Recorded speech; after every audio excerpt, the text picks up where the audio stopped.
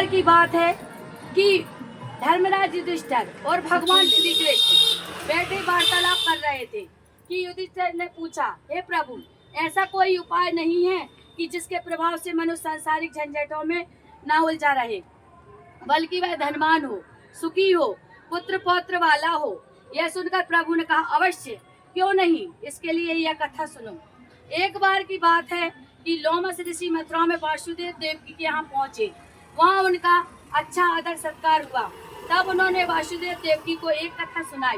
वह इस प्रकार थी, हे देवकी, कंस ने तुम्हारे सभी पुत्रों को मौत दे दी थी और उसी कारण से तुम्हें इतना दुख अनुभव हो रहा है। उसी प्रकार से राजा नहुस की पत्नी चंद्रमुखी दुखी थी। तब उन्होंने संतान सब जिसके प्रताप सुख प्राप्त हुआ। यह सुनकर देवकी ने हाथ जोड़कर मुनि से कहा, हे ऋषिराज, कृपा करके रानी चंद्रमुखी का संपूर्ण वृतांत तथा इस व्रत को विस्तार सहित मुझे बतलाइए, और जिससे मैं भी इस दुख से छुटकारा पाऊं।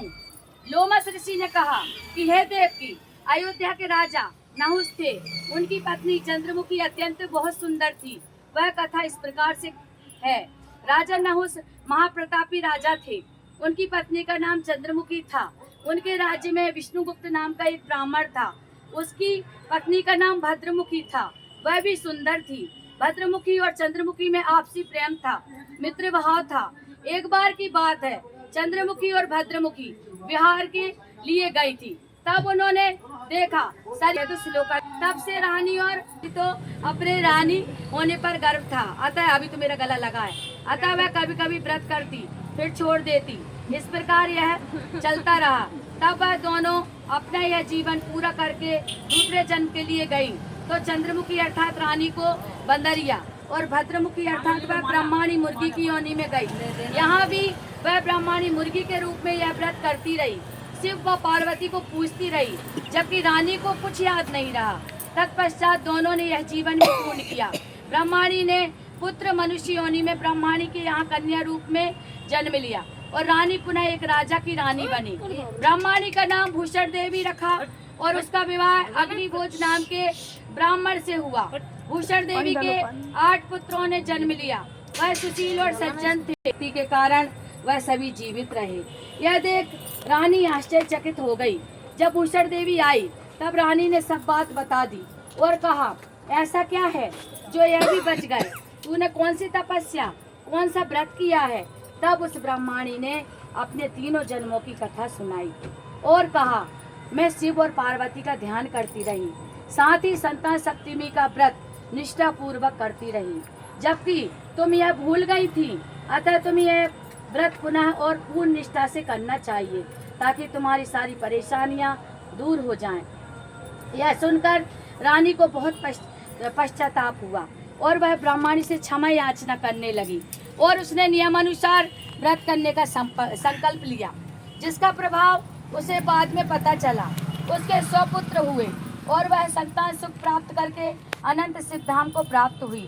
भगवान शंकर के व्रत का ऐसा प्रभाव है कि पथ भ्रष्ट मनुष्य भी अपने पथ पर अग्रसर हो जाता है, अनंतः ऐश्वर्य होकर मोक्ष को पाता है।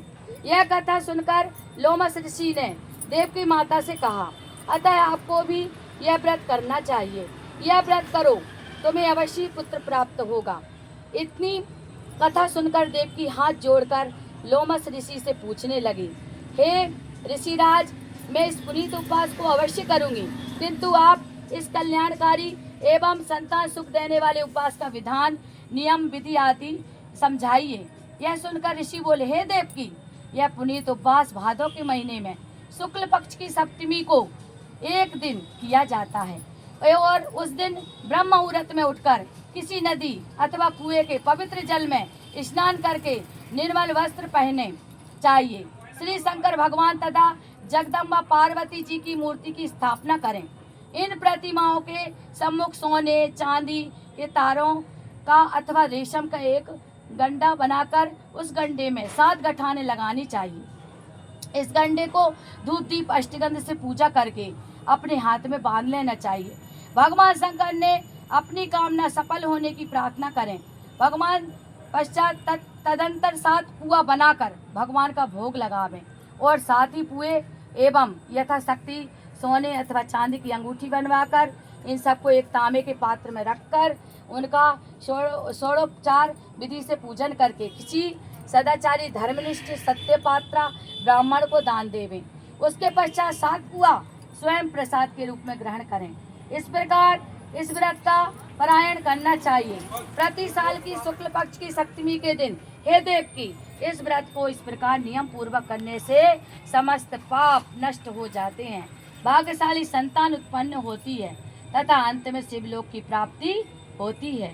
हे देव की मैंने तुमको संतान सप्तमी का व्रत संपूर्ण विधान विस्तार सहित वर्णन किया है, उसको अब तुम नियम पूर्वक करो जिससे तुमको उस उत्तम संतान पैदा होगी। इसकी कथा कहकर यही कथा कहकर भगवान आनंद कंद श्री कृष्ण ने धर्मावतार युधिष्ठिर से कहा था कि हे श्री लोमस ऋषि इस प्रकार हमारी माता को शिक्षा देकर चले गए।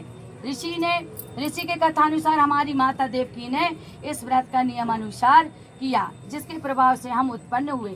यह व्रत विशेष रूप से स्त्रियों के लिए कल्याणकारी है परंतु पुरुषों को भी समान रूप से कल्याणदायक है। संतान सुख देने वाला पापों का नाश करने वाला उत्तम व्रत है जिसे स्वयं भी करें अथवा दूसरों को भी करवावें। इससे उन्हें संतान सुख तो प्राप्त होगा ही, साथ में घर में सुख समृद्धि शिवधाम और में उन्हें स्थान मिलता है। अतः यह व्रत अवश्य करें। बोलो शंकर भगवान की जय, संतान सप्तमी की जय, बोलो माता पार्वती की जय, बोलो गणेश भगवान की जय।